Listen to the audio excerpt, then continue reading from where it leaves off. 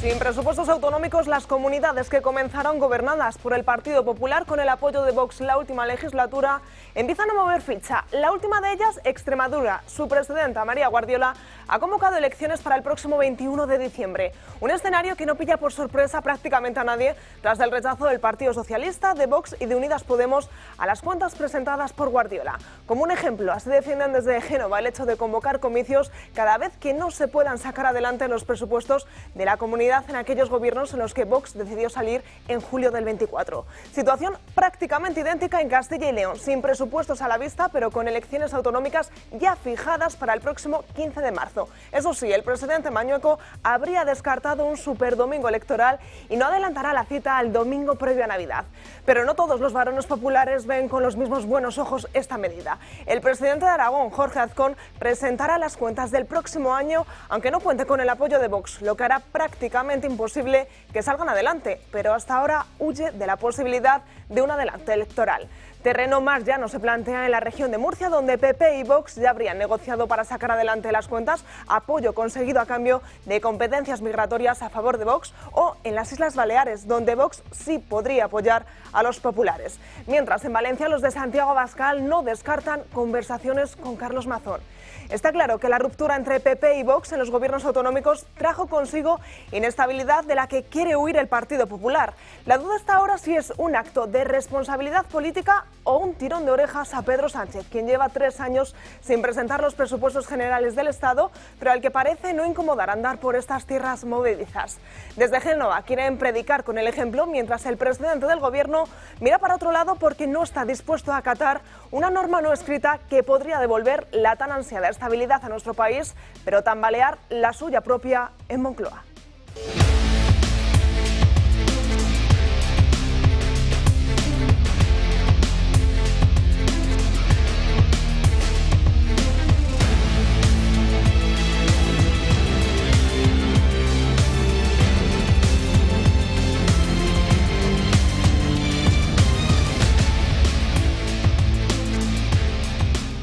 ¿Qué tal están? Muy buenos días, bienvenidos. Martes 28 de octubre, miramos el santoral y felicitamos a San Fidel de Como. Por delante un programa en el que ya les avecino que podría venirse un terremoto electoral en todas aquellas comunidades autónomas gobernadas por el Partido Popular que comenzaron con el apoyo de Vox, pero que sin embargo el pasado verano decidió salir del gobierno y ahora el Partido Popular pues se está viendo solo para sacar adelante, entre otras cosas, por ejemplo, los presupuestos del próximo año. También hablaremos de esa ruptura de Junts que anunciaba ayer Puigdemont y que podría traer consecuencias. De momento no sabemos cuáles. También sabemos que habrá una consulta a la militancia para saber si están o no de acuerdo con romper cualquier tipo de relación con Pedro Sánchez y pasar a la oposición en el Congreso. Y por delante también, muy presentes a un día de que se cumpla este primer aniversario de la Dana, veremos cómo hay muchos vecinos que todavía se siguen encontrando, por ejemplo, con el ascensor estropeado, el coche, el garaje inundado. Todo ello lo iremos desgranando a lo largo del programa de hoy, pero antes vamos a presentar a las personas que me acompañan durante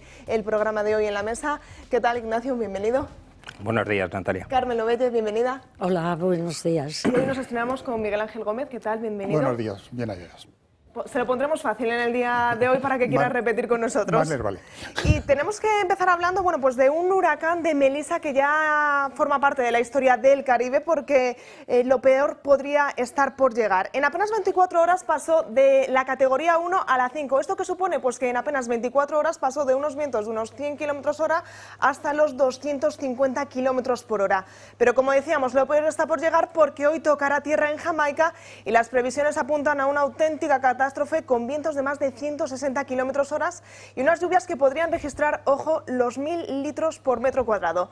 Además, las olas en la costa podrían alcanzar los 3 metros. Un huracán que no acabará en Jamaica porque mañana encarará la zona norte de Cuba.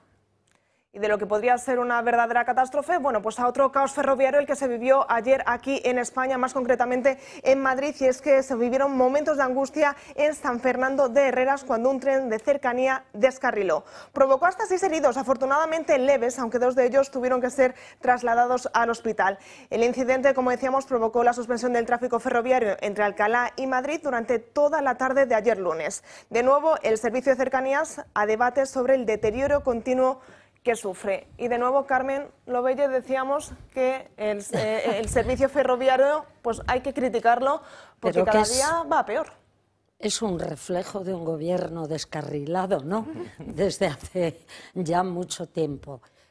Alegría de que no haya habido heridos graves. Disgusto, pues ya no tanto porque es permanente lo que ocurre con los ferrocarriles. Pero descarrilar creo que quiere decir salir de la vía o algo así. De la vía hace muchísimo tiempo que ha salido el gobierno de Pedro Sánchez y por tanto no es fácil recuperar de nuevo el sitio. Va a ser más fácil que lo recupere el tren a que lo recupere el gobierno. Con esto, pues que se mejoren los heridos, parece que son todos leves, lo cual nos alegra. Lo que no nos puede alegrar es que estemos siempre con malas noticias. A ver, ¿qué dice el ministro? Que él habla solo por las redes sociales, a ver qué dice. Bueno, de esto no se había pronunciado, parece que de lo que le viene así directamente prefiere no opinar. Y lo peor es que estamos hablando de que son heridos leves, pero bueno, que ya el servicio ferroviario empieza a preocupar y empieza a tener consecuencias graves. Las paradas, la gente esperando, el que no se llega o no se puede acudir al trabajo, el tren es fundamental. Había antes un anuncio magnífico, decía, papá, ven en tren, ahora va a tener que decirse lo contrario. Es que la situación no deja de empeorar, es decir, es que no se está poniendo ninguna medida a nivel estatal para poder pegar un cambio a todo esto, para que la caída de gasto, de inversión en infraestructuras no para de caer y de hecho es prácticamente inexistente en algunos trenes. Ahora nos va a tocar en Madrid, Rodalíes lo tuvo hace un tiempo. Pero es un problema, y todo el problema del AVE tiene que ver con que las vías no están preparadas para el volumen que están teniendo con la liberalización a terceras empresas o empresas privadas, tal y como nos ha exigido Europa. Entonces, el problema de todo esto reside en que hay que invertir sistemáticamente en las infraestructuras todos los años. Y si dejas de invertir, después vas a tener un problema. Y el problema viene ahora. No, es que es la Junta La Trócola en la entrada de la estación. Seguro que habrá una excusa que nos ayudará con ello. Pero no dejan de ser excusas para tapar un problema de inversión en el que los gastos del gobierno, los gastos públicos no paran de crecer, pero la inversión no para de caer. Y ese es el problema en el que nos encontramos. Ellos vuelan el Falcon, por tanto que estén tan mal las carreteras, porque igual que pasa con los trenes, están hoy destrozadas las carreteras y las autovías de nuestro país.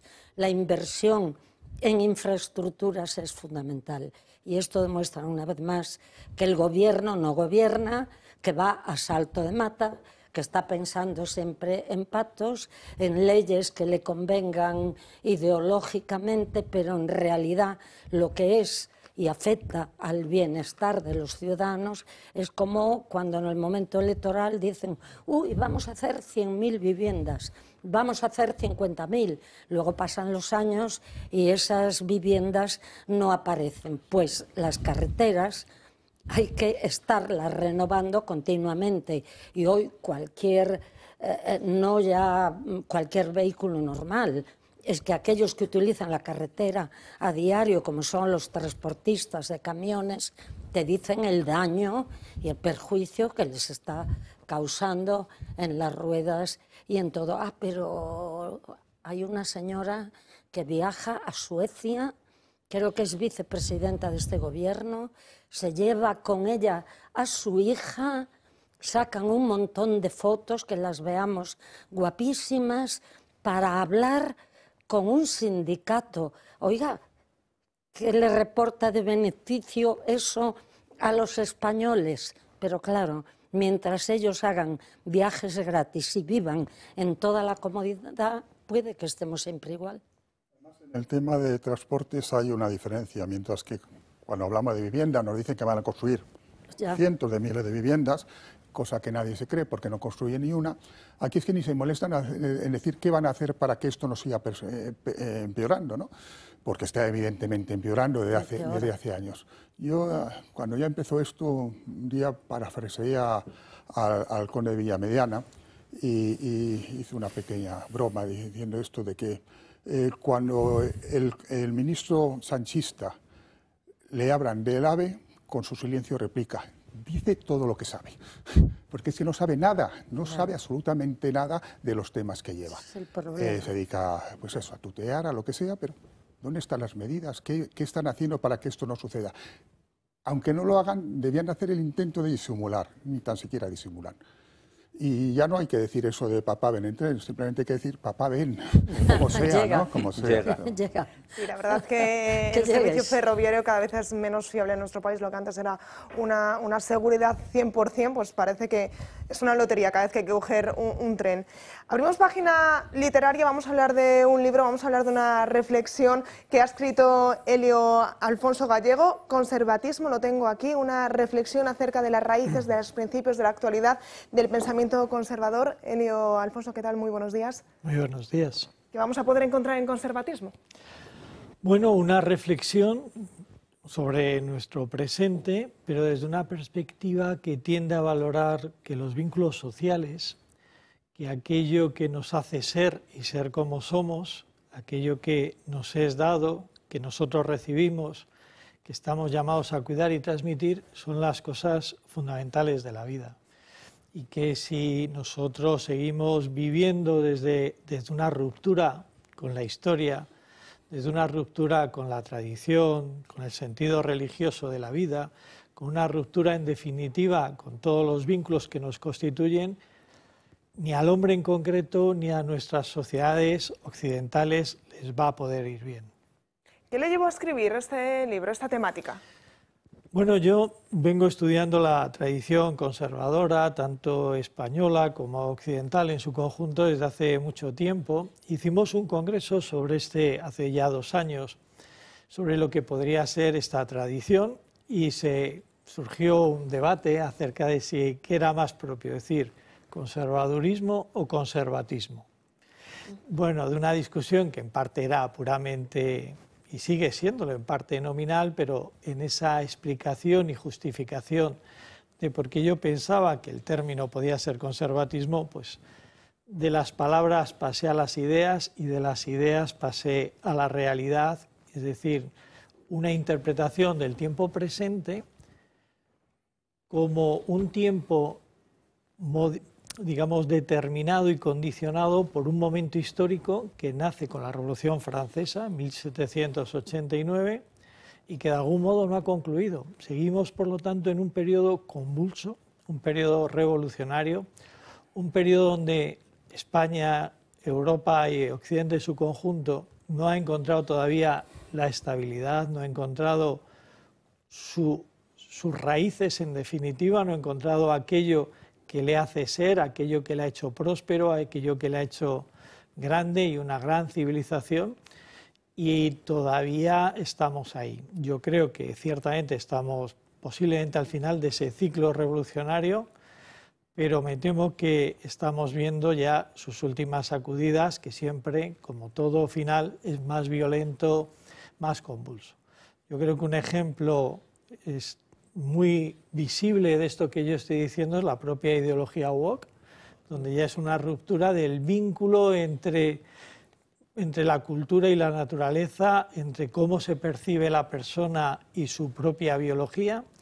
En cierto modo, este es el último de los vínculos que se rompe, donde ya no sabemos ni cuál es nuestra identidad, no ya cultural, no ya política, sino simplemente humana, biológica, hombre, mujer, etc. El conservatismo o conservadurismo no lo presentan ustedes como una ideología, sino como un punto de partida. Claro, en el fondo es el modo de pensar natural del hombre, es como pensaría pues, un romano o una persona de cualquier civilización tradicional. Lo que pasa es que a partir de la Revolución Francesa, como decía antes, pues esto adquiere como una conciencia de sí, se formula en términos de pensamiento, de doctrina, se hace una reflexión para poner en evidencia que algo ha pasado, algo se ha roto, porque la idea misma de revolución en la Revolución Francesa es romper con toda la historia, romper con la tradición, empezar a retomar la vida desde un punto cero absoluto, como si nada bueno hubiéramos recibido, como si las cosas que nos hacen no fueran más bien recibidas y dadas que algo que pudiéramos hacer nosotros desde nosotros mismos. Yo creo que esto es un error filosófico, político, que como decía antes, todavía seguimos arrastrando, que en la medida en que podamos recuperar el sentido común, la razón de las cosas, pues en cierto modo ya no habrá una razón de ser para las ideologías que ahora mismo se disputan el pensamiento de las personas. ¿El conservatismo tiene un hueco en la actualidad, en este mundo tan veloz en el que todo tenemos prisa? ¿Hay hueco para pararse a pensar, para echar vista atrás y ver las raíces? Claro, el conservatismo tiene que ver con las cosas que no pasan, con las cosas permanentes, con aquello que en efecto siguen constituyendo la razón y la raíz de la vida humana y de la vida social. Por lo tanto, en este mundo agitado, en este mundo en que todo lo que no sea innovación es desechado, todo lo que no sea algo lo nuevo, pues no tiene cabida, más que nunca nos conviene, si queremos seguir siendo una realidad dentro de la historia, pues nos conviene pararnos y ver dónde está nuestro fundamento, dónde están aquellas cosas que son permanentes y que sostienen la vida. ¿Y cómo se traduce el conservatismo en la práctica política, en la actualidad actual? Pues en la práctica política lo primero que yo diría es que tiene que ser un momento de conciencia histórica, de tomar conciencia, de caer en la cuenta de dónde vienen las raíces de España, lo que podríamos llamar cuál es nuestra constitución interna, que decía Cánovas del Castillo, nuestra constitución histórica, cuál es, por decirlo de alguna manera, el ADN, y darnos cuenta que eso que es un origen tiene valor de presente. Y que en la medida en que nosotros no somos leales con ese origen, no somos leales con esa historia y esa tradición, directamente nos perdemos y nos corrompemos. Las imágenes que podríamos poner es un árbol que pierde su raíz, podríamos pensar en el río que ahí se desconecta de la fuente. Pues, ¿qué le va a pasar al río? Pues que se va a encharcar, se va a podrir y va a terminar por morir. Por lo tanto, tiene un valor de presente. Y lo que hay que ver, por tanto, es qué elementos son sustanciales, son permanentes al modo de ser de España. ¿De qué elementos no podemos prescindir? Todo lo contrario. ¿De qué elementos, qué principios tenemos que volver a conectarnos, a vincularnos para que nuestro país, para que España vuelva a florecer, vuelva a tener una vida próspera, una vida sana y saludable? Porque eso, si un país florece, si un país recupera sus raíces, eso va a beneficiar a todos sus ciudadanos, porque al final somos animales sociales y por lo tanto en un clima, digamos, de sentido común, donde hemos recuperado esos principios permanentes, el beneficiado solo puede ser las familias, las personas, todos nosotros. Antes de dar paso a la mesa, que sé que tienen algunas dudas hacia usted, ¿puede llegar a existir un conservatismo progresista? No. El progresismo es lo contrario del conservatismo. Es en cierto modo su antípoda, su enemigo existencial. ¿Por qué? Porque el progresismo es una ideología que supone que todo lo pasado merece ser abandonado, superado, y que lo único bueno es lo que está por venir. Es un futuro siempre utópico, siempre idealizado, y que por lo tanto todo necesariamente la historia va de menos a más, de peor a mejor y de lo inferior a lo superior. Sin darse cuenta, en este sentido, el progresismo es una divinización, una idolatría de la idea de progreso, La idea de progreso en sí evidentemente es buena, pero no el progresismo que sustituye la providencia y niega la libertad humana. Niega la providencia de Dios y niega la libertad humana. ¿Por qué?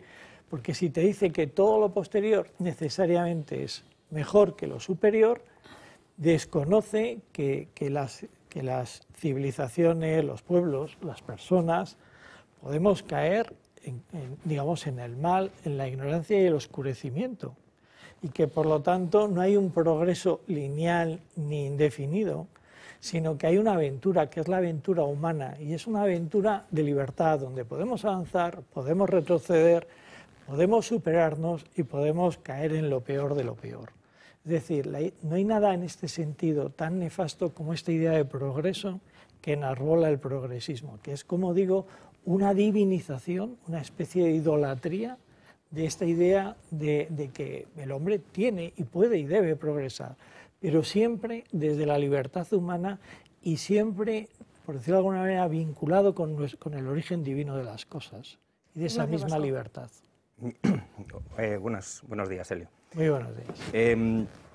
Mi pregunta iba en la línea del progresismo, pero estaba pensando en por qué el wokismo y estas corrientes lo que pretenden es destruir absolutamente todo lo que ha existido previamente. Es decir, su primera razón de ser es la destrucción para generar un nuevo orden. Eso es. En lugar de complementar o intentar mejorar la situación, sino que todo lo que nos ha pasado antes es malo y todo lo bueno por venir tiene que ser mucho mejor, en la línea de lo que decías del progresismo. ¿Por qué esto? ¿Por qué tiene que ser? Porque lo venden como una filosofía progresista, mejoradora de la vida, etcétera, etcétera, y es destructiva en todas sus fases. Totalmente. Entonces, pero llega a calar socialmente ese positivismo o esa quieren que esa contestación en positivo, cuando realmente por debajo es política de tierra quemada. Es la nada, es el nihilismo más absoluto y responde a una tentación, por otro lado, iba a decir muy humana, pero un punto satánica, que es la tentación de que el hombre se hace a sí mismo, de que nos autocreamos, que nos damos nuestro propio ser y nuestra identidad. ¿Qué es lo que nos acepta? Que el ser, la identidad, la vida, lo que somos, nos viene dado por otros y por otro con mayúscula. Y esto como que parece que disminuye lo que somos, parece que disminuye nuestra dignidad, que en la medida en que descubrimos nuestra dependencia, intentamos emanciparnos, intentamos autoafirmarnos de un modo que, como bien apuntabas, de fondo es autodestructivo. Porque al final llegamos a la nada. Sí, sí. Es un placer escucharte siempre. Bueno, muchas gracias. A ver, creo que es muy positivo el que aparezca un libro en el que se hable de conservadurismo, no cabe duda. Pero igual que ella e igual que tú, yo también escribí la palabra progresismo, porque ¿qué ocurre? Que se han apropiado tanto los partidos políticos de esa palabra, de ese concepto, que parece que progresista es el que avanza, es el que mejora y que deja atrás un pasado que no nos produce nada positivo. Sin embargo, es bien claro que aquel que no tiene pasado no tiene futuro. Por tanto, es muy importante desterrar no la palabra progresismo, porque debe de existir, pero el que se apropien de ella determina, ahora es jueces progresistas, fiscales progresistas, periodistas progresistas y progresistas o los socialistas. Díganme dónde está el progreso. Por tanto, yo le agradezco un libro que nos ayude a pensar en lo que es el conservadurismo. Sí, yo digamos, tengo una polémica a este respecto. ¿En qué sentido? Claro que la palabra progreso tiene una connotación positiva, claro, pero también lo tiene la palabra social, que se han adueñado los socialistas, y yo por eso no me voy a declarar socialista. Ya. También tiene una connotación positiva la palabra común, comunidad, de la que se han apropiado los comunistas. Mucho. Y yo por eso no voy a decir que soy comunista. Con la palabra progreso pasa lo mismo. Claro, todas las palabras que una ideología de la que una ideología se adueña, ya pasó con la palabra también liberal tiene la connotación de generosidad, dadivoso, pero cuando estas palabras se adueñan ideológicamente ya significan otra cosa. En este sentido, este ismo, el progresismo, ya significa otra cosa, un poco a la que yo aludí antes. Pensemos que en el fondo todas las ideologías y estos ismos surgen con la Revolución Francesa.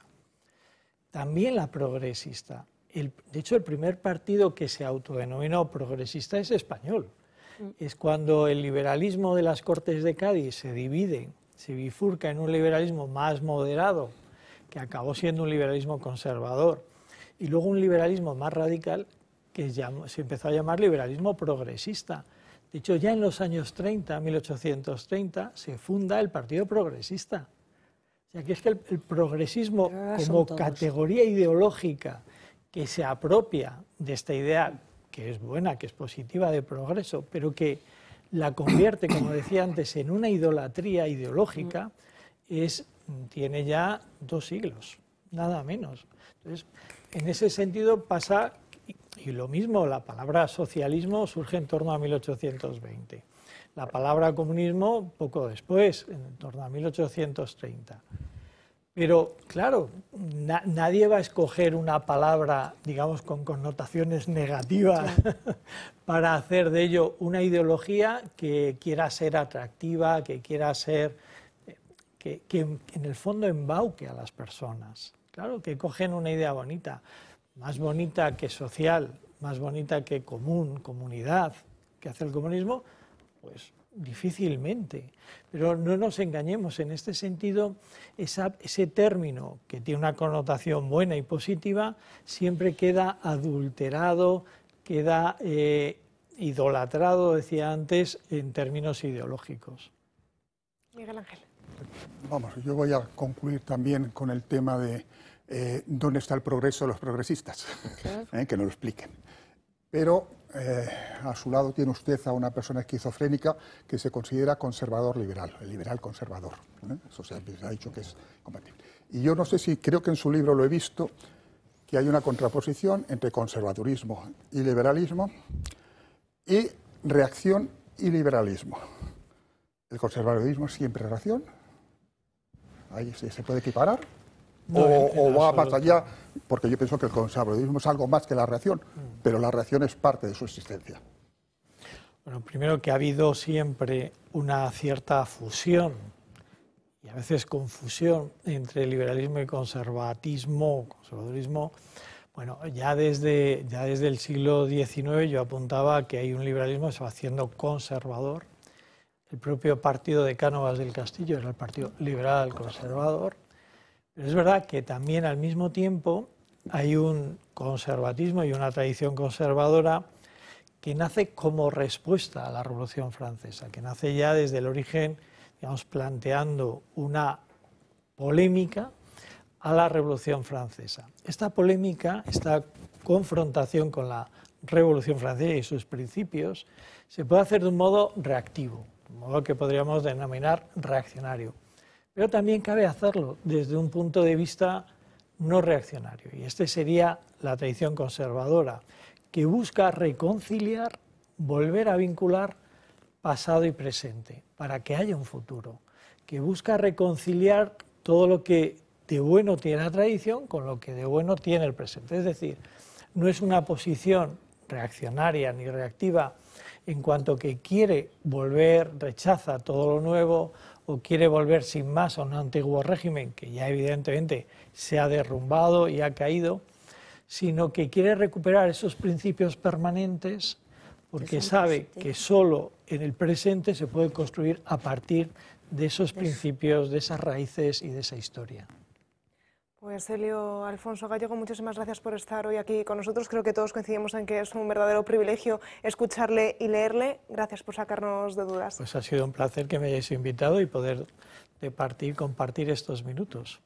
Y ustedes ya saben, Conservatismo es un libro que no puede faltar en su librería, un libro de lectura, de consulta, de reflexión y para tener a mano en cualquier día de estos. Nosotros nos vamos a ir a publicidad, a la primera pausa publicitaria, pero enseguida volvemos para seguir hablando de Valencia y ese aniversario que se cumple mañana de la Dana. Seguimos aquí en directo, tiempo para hablar, para charlar con nuestro club de amigos.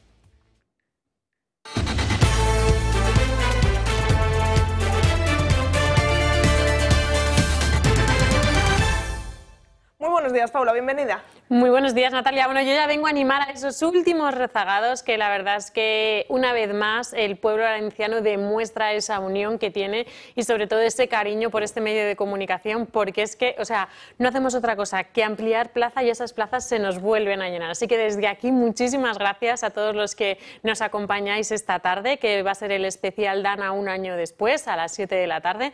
Así que gracias. Decirles a aquellas personas que se acaban de enterar o que todavía dicen, ay, no sé, porque, bueno, pues no hay excusa para perderse ese programa especial, esa posterior cena, porque de verdad que, bueno, hemos abierto pues estas últimas plazas, ya ya no nos dejan ampliar más, así que por favor llamar y hacerse con ellas, porque digo que merecerá la pena. Tenemos invitados muy interesantes, testimonios que de verdad nos van a hacer reflexionar y sobre todo lo que queremos junto con todos los que nos acompañen es alzar la voz y, bueno, pues solicitar esas ayudas que tanto prometieron y que nunca han llegado, ser la voz de todos ustedes, porque sabemos que todavía hay cientos y cientos de familias que siguen reconstruyendo su vida sin ayudas de nadie. Así que desde aquí quiero darles las gracias y sobre todo quiero que nos acompañen, quiero que se sientan acompañados, quiero que se sientan que somos su altavoz para denunciar todo aquello que quieran decir, porque es cierto que los medios están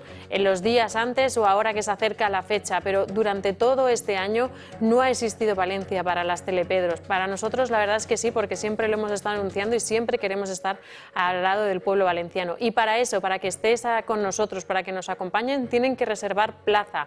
Hoy a las 7 de la tarde, en ese número de teléfono nos pueden llamar al 91-616-2464 o escribiendo un correo electrónico a clubdeamigos@clubdeamigos.org y nosotros les ayudamos a todo y reservamos su plaza. No queremos que nadie se quede sin su plaza, por favor, llámanos. Pablo, una oportunidad importante para servir de altavoz a un pueblo valenciano que, como decías, se ha sentido abandonado durante muchos meses en este último año.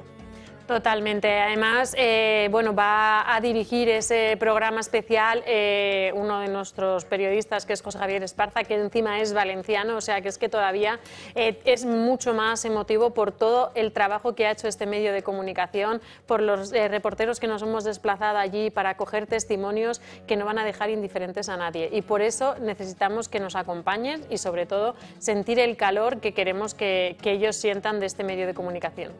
Pues Paula, muchísimas gracias. Lanzado ese último aviso para los más Último aviso. Para que no se pierdan esa cita que tendrá hoy lugar en Valencia. Paula, muchísimas gracias. Gracias a ti siempre. Y nosotros vamos a continuar hablando de Valencia porque, como decíamos, mañana se cumple un año de ese aniversario que acabó con 229 fallecidos, pero todavía los vecinos tienen que seguir viviendo o conviviendo con una serie de problemas, como por ejemplo, siguen sin tener ascensor, los garajes siguen estando inundados, los coches desaparecidos. Nuestra compañera Patricia Tenorio ha viajado hasta allí para conocer en primera mano esta situación.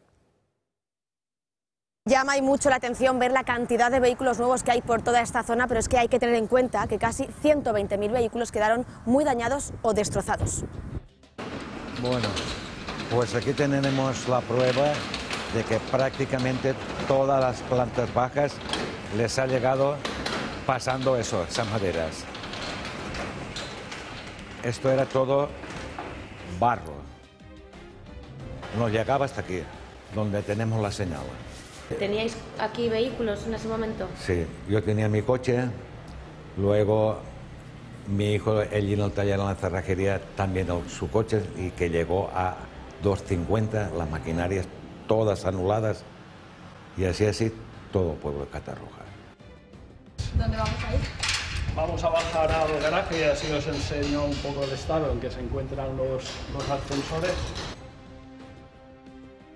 Y bueno, muestro por ejemplo mi trastero, que es este de aquí, que como veis no hay tabique, porque aquí esto se anegó totalmente. Fuera en la plaza teníamos 3 metros de agua y aquí pues somos 164 vecinos, todo lleno de coches y los coches pues nadando, golpeando.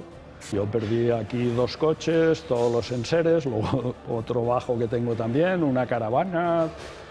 todo un desastre. Aquí, bueno, pues uno de los dos coches que tenía yo. Cuando ya se fue todo el agua pudisteis bajar, ¿no? Esto, Tu pues trastero. los coches iban flotando y golpeando las paredes. Aquí y... hemos estado nosotros, nos Sí, ha señalado este es el de aquí detrás. ¿La planta 2 sí está arreglada? ¿O No, la planta 2, si queréis que nos acerquemos, claro. Venga, vamos a ver.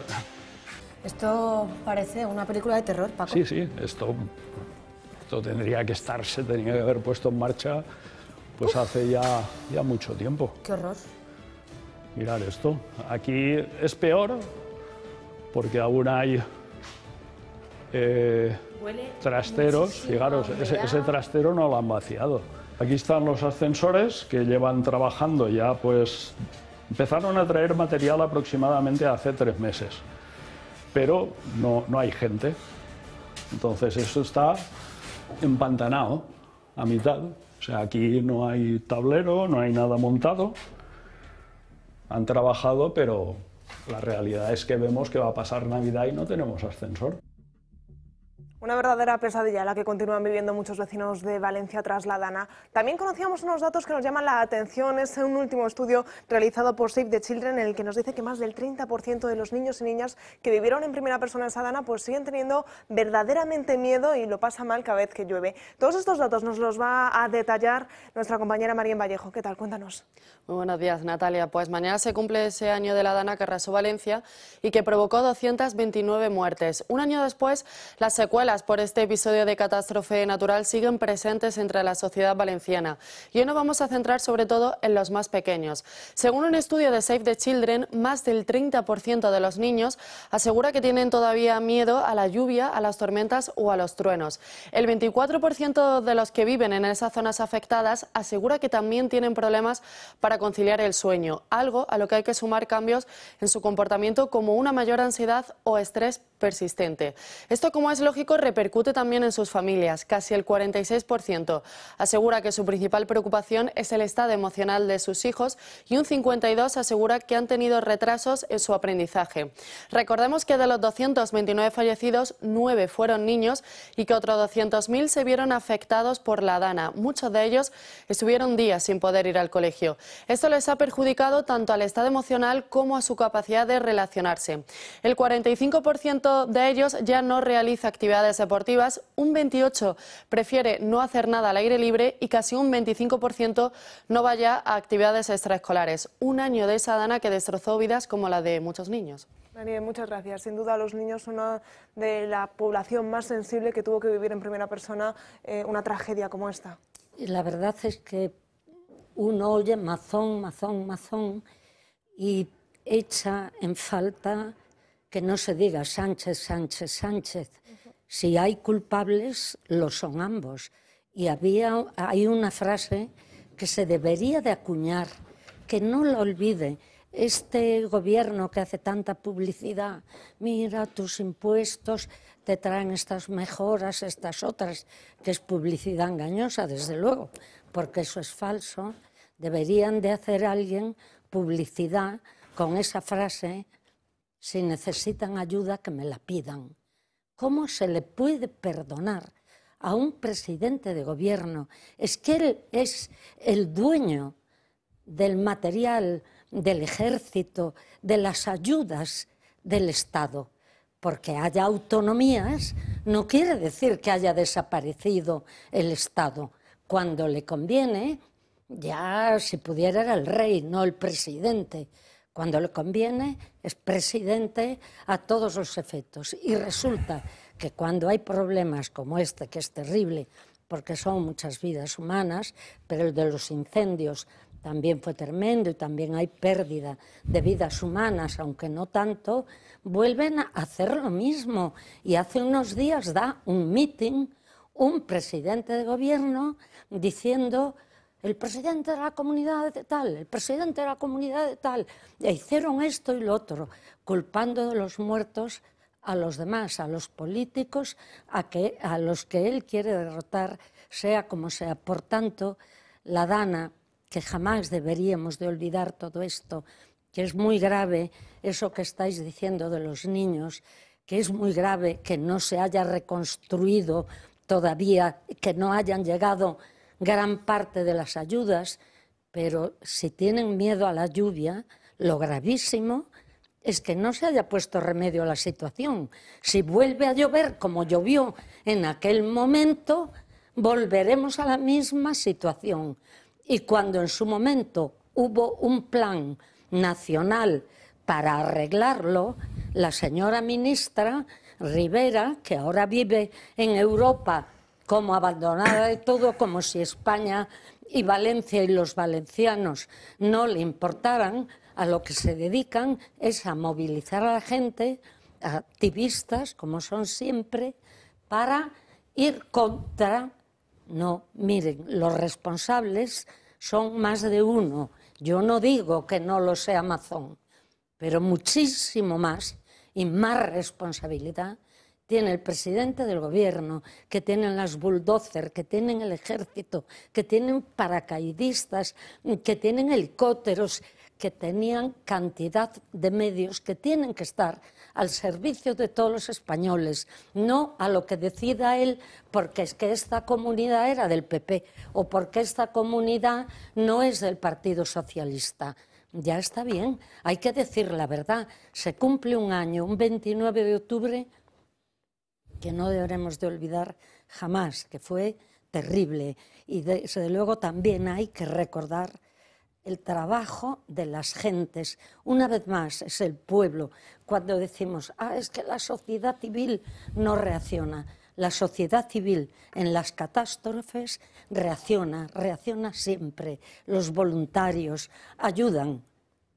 Quienes tardan, por lo menos una semana, tardaron en realizar aquellos trabajos que podían realizar. Hoy conocíamos además que justo el Gobierno lleva 12 meses sin aprobar ningún plan contra riadas. Teníamos ese precedente de la Dana con 229 víctimas y daños materiales incalculables, y 12 meses después vemos que no ha aprobado absolutamente nada contra ello. Es terrible que haya un intangible como este, que son cuando hay catástrofes de este tipo, al final se remueven los cimientos de absolutamente todo. Y hablamos muchas veces en términos económicos o en términos de tacticismo político, que creo que es lo que venía a decir Carmen, que tiene que ver con en un momento determinado hago un decreto o no lo hago para tomar el control, para ver si puedo echarle en cara a otro, y al día siguiente hago un decreto para tomar el control de Radio y Televisión Española, que esto tampoco se olvide, por favor, en este país. Ese mismo, sí, convocaron. El día 30 y todos,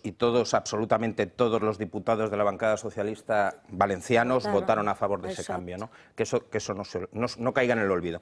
Pero a mí me remueven siempre estas cosas que son estos intangibles de los niños y de las personas vulnerables que necesitan que el estado del bienestar y la sociedad les demos cobertura y les ayudemos a pasar estos tragos y a pasar estas vicisitudes, ¿no?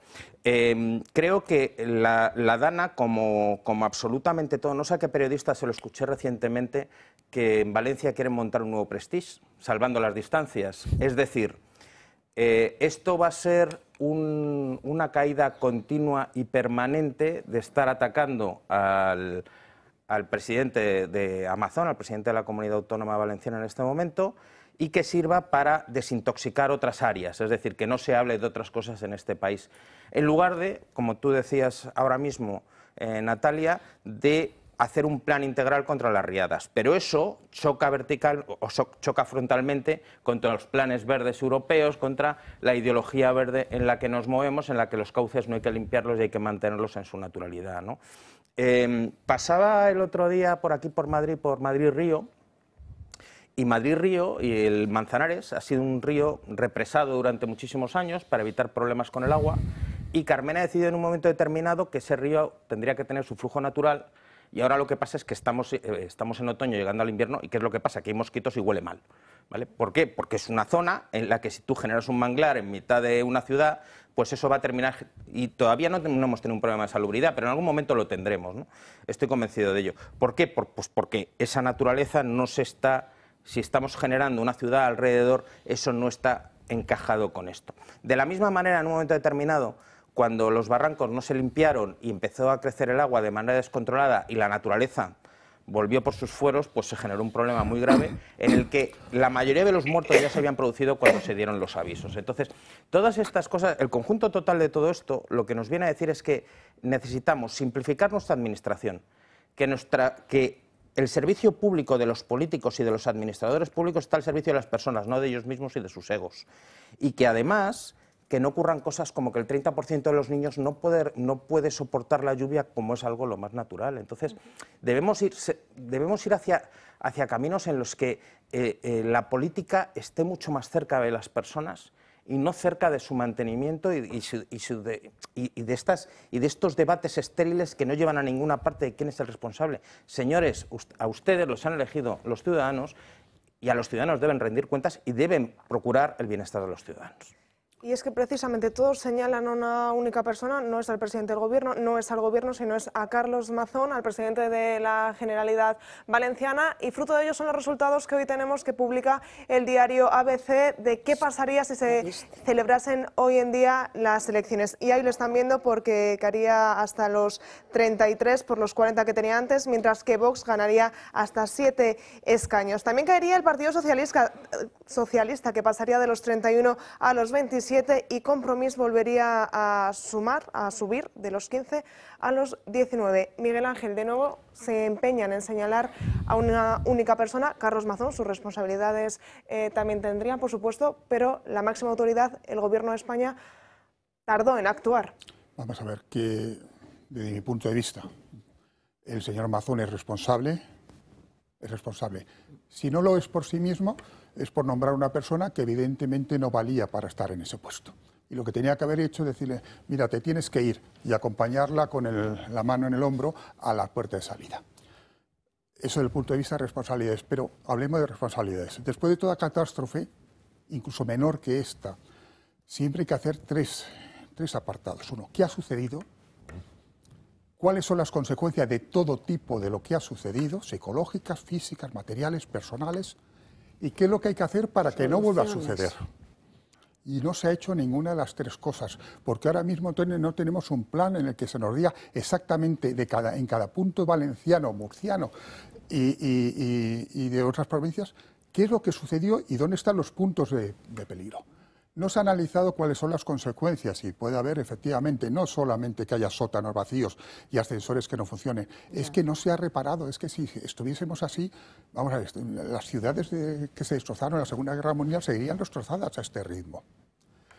Y tercero, ¿qué se tiene que hacer para que eso no se repita? Porque si hoy que está lloviendo en Valencia o ayer que llovió en Valencia, volviesen a caer 600 litros por metro cuadrado, se volvían a llevar las casas, los coches y las personas, claro, porque no se ha hecho absolutamente nada después de un año. Responsabilidades, pues claro, vamos a ver, si de pronto yo veo que hay un coche incendiándose, y yo, ¡pam!, yo tengo aquí el chisme para pagarlo, pero mientras no me llamen, esa actitud no puede ser, y mucho menos de un político. Y me da igual que sea el jefe de gobierno, que el jefe de una comunidad autónoma, que el vecino de la esquina. Tenemos la obligación de reaccionar ante el mal de una persona, como personas que somos. O es que a lo mejor hay gente que con su política ha perdido humanidad.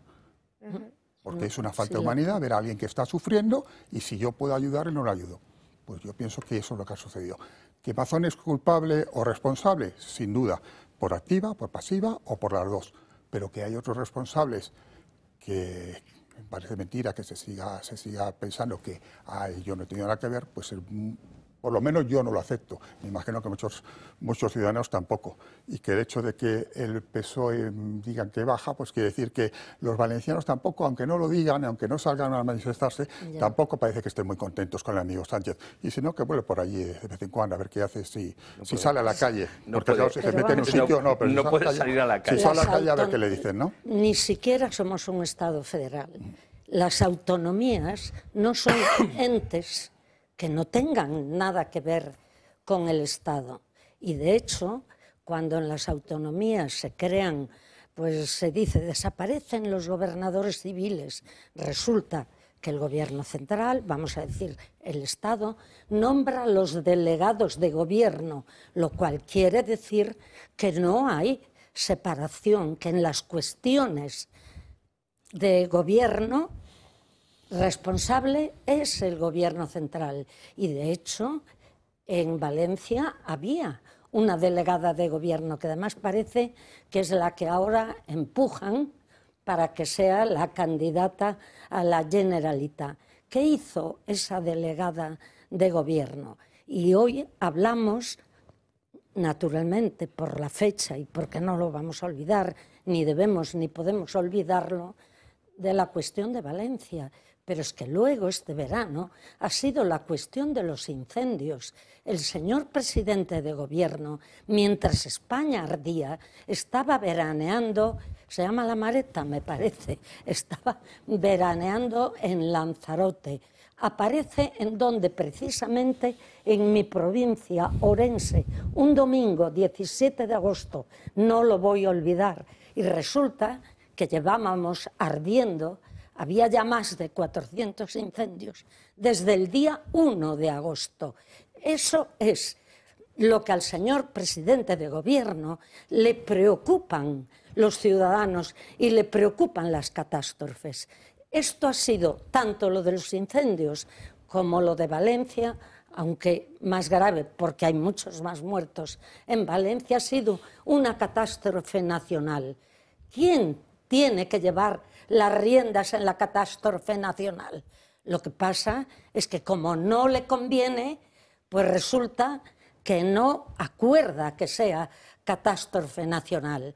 Pero el Ministerio del Interior es el que manda, Guardia Civil, El Ministerio del Ejército es el que tiene el poder sobre todos esos elementos humanos y materiales que de verdad podían ayudar en la Dana y en los incendios. Ahora resulta que las autonomías, por su cuenta, incluso van a comprar bulldozers. Pero eso es lo que pasa aquí. Repetimos, nos doblamos. ¿Por qué no se dedica a hacer un plan serio contra los incendios? ¿Cuándo vemos al señor Sánchez hablar de eso? No, lo vemos aparecer un día de agosto rodeado de policías y sin hablar con aquellos que sufrieron los incendios y con los que contribuyeron a atajarlos. Porque de verdad muchos pueblos se salvaron por la actuación de la gente. Luego, cuando dicen que la sociedad civil no se moviliza, no es cierto. La sociedad civil está cuando tiene que estar. Y lo que no está es el Gobierno. Y lo que han conseguido con esto, además, es que muchísimos españoles desprecien las autonomías. Porque si decían que la autonomía era para tener pues unos servicios más cercanos a los ciudadanos, estas enormes catástrofes nos han servido para demostrar que ha sido tremendo, porque si la autonomía, el gobierno autonómico, qué horrible pensar esto, no es del mismo partido político que el gobierno central, tiene el palo en lugar de tener la ayuda. Esa es la realidad. Si me permites, has hecho una referencia a lo que sería una república federal, ¿no? O un federalismo, como podía ser Suiza, como podía ser Alemania. ¿No lo somos? No lo somos. Somos un sistema autonómico, pero con un problema de que tenemos muchos aspectos muy cercanos a esas federaciones de estados. Pero no las ventajas. Pero no, lo que no tenemos es la organización. Claro. Nos falla la organización. El artículo 8 de la Constitución pues establece las autonomías, la hemos desarrollado vía transferencias, pero no hemos hecho al mismo tiempo una legislación que permita decir cómo nos coordinamos y cómo nos ayudamos, porque no es decir yo soy autonomía en contra del gobierno central, en contra de mi beneficio, ya tuvimos el cantonalismo en la Primera República. No, mire, lo que tenemos que lograr es algo que funcione, porque todos estamos dispuestos a colaborar, somos un equipo. Si resulta que lo que somos son varios equipos, cada uno, un equipo, es un equipo. Cuando surge un problema, todos estamos allí para ayudar. Si resulta que no conseguimos eso, pues oiga, tenemos un problema, y tenemos un problema grave que se va agravando cada vez más. A lo mejor es que eso es lo que se quiere, yo eso ya no lo sé. Hombre, al final hay un punto que es muy importante que tiene que ver con que entre las administraciones se deben ayudar, ¿no? Y debe haber un principio básico de ayuda en todos los aspectos y debe haber un principio básico de que bueno, pues la dirección del barco, el capitán, no debe buscar el beneficio propio, sino que el barco no se hunda. Y la problemática que tenemos en este país ahora es que no se pueden hacer leyes para controlar todo esto hasta ese punto porque no habíamos pensado que íbamos a tener una administración desleal, que esa figura existe en el mercantilismo, pero no existe en la política. Y yo creo que estamos en esa vertiente, estamos en ese punto en el que la administración de nuestro Estado no está siendo leal con los ciudadanos y está alejada. Y lo que mostraba, yo creo que lo que mostraba ese quesito es que hay una política muy frentista en este país, es unos contra otros. Los bloques de Compromís y PSOE y el bloque de PSOE de PP y Vox se mantienen prácticamente inalterados, con un voto arriba, un voto abajo, ¿vale? Un escaño arriba, un escaño abajo. Es decir, da igual lo que pase, que siempre se va a votar con una determinada clave o en un determinado lado, porque hay una desafección absoluta. Y una cosa de la que adolecen absolutamente todas las encuestas en este país, absolutamente todas, es que en ninguna se habla de volumen de voto, de cuánta gente está dispuesta a ir a votar. Se habla de las cantidades, se habla de los porcentajes que se va a asignar a cada una de ellas, se hacen esos que precisamente yo creo que por eso fallan sistemáticamente en los últimos tiempos, porque con el esquema que nos hemos dado de votación y con la ley D'Hondt y cómo funcionan las proporcionalidades, hace que en un aumento de votos esos márgenes cambien, ¿no? Esas proporcionalidades cambian.